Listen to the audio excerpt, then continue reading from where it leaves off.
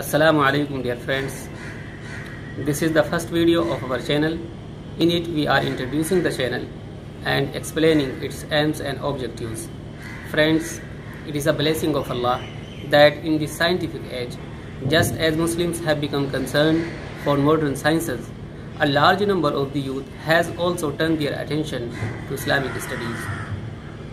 Some of them are those who have been educated in modern schools or colleges and could not get religious education, while some are those who have been engaged in earning livelihood from their childhood due to poverty, and they didn't go to any school or madrasa regularly.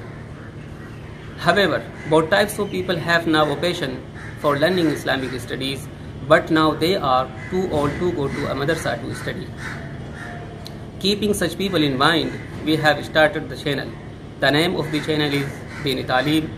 The first purpose of the channel is to teach Nurani Qaida in Hardowi style, and the second purpose to teach Quran Majid with Tajweed, and the third purpose to memorize short surahs as well as Zikr Azkar read in Salah, and the last but not the least is to teach Urdu language from the beginning.